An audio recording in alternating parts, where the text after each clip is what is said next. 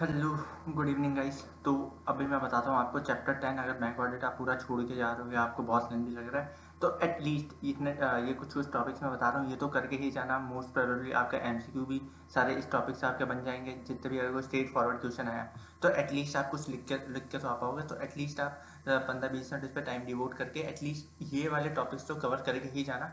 Most probably इससे ही आपके paper में क्वेश्चन आएगा।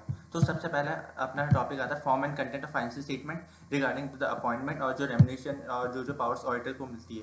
तो पहला टॉपिक ये। दूसरा आपको कंसेप्ट लर्न करना है किसका, मॉर्गेज का, प्लेज का, हाइपोथिकेशन का, असाइनमेंट का, लीन का और सेटअप का। ठीक है, परफेक्ट।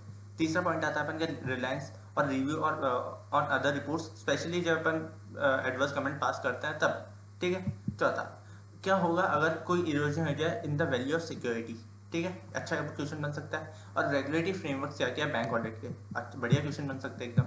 और आप कैसे ऑब्टेन करोगे sufficient and appropriate audit evidence by studying internal control which is related to the advances. Okay okay, एकदम परफेक्ट। उसके बाद में आपको अकाउंटिंग कैसे करोगे, बिल्स जो भी डिस्काउंटेड करे फॉर अ 2 ईयर पीरियड। ठीक है। एंड उसके बाद में आपको इस netting allowed if there is री डिस्काउंटिंग, क्या नेटिंग अलाउड है अगर आप री डिस्काउंट करते हो तो। और उसके बाद में आपका रिवर्सल ऑफ इनकम वाला कंसेप्ट हुआ।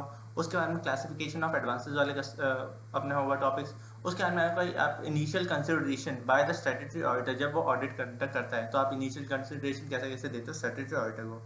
ठीक है। एंड उसके बाद में आपको अंडरस्टैंड करना है रिस्क मैनेजमेंट प्रोसेस जब आप ऑडिट कंडक्ट करोगे। उसके बाद में ट्रिपल ओ की कंडीशन है 14 टाइप्स ऑफ ऑडिट रिपोर्ट जो आपको इशू करनी होती है फॉर बैंक ऑडिट। और पहचान 15 अपन का एडवांसेस अंडर कंसोर्टियम। तो ये 15 टॉपिक है, ये आपको बिल्कुल भी छोड़ के जाना है आपके एमसीयू के, वरना आप खुद के एमसीयू के मार्क्स लूज कर दो। एटलीस्ट आपके 30 में से 24 to 26 तो आने ही चाहिए ऑडिट में। ठीक है, तब भी आप पास हो पाओगे। तो एटलीस्ट 15 ये टॉपिक्स करके जाना। कुछ ना कुछ एटलीस्ट एमसीक्यू तो बन ही जाएगा ना, छोड़ के क्यों जाना। एटलीस्ट कुछ ना कुछ लिख के आओगे तो एटलीस्ट 5 out of 2 मार्क्स मिल जाएगा। तो प्लीज़ लाइक करना और कमेंट करना कि yes we will do this. Okay. And अपने दोस्तों के साथ शेयर करना कि भाई तू छोड़ के मत जा, एटलीस्ट ये टॉपिक करके चला जा। ओके।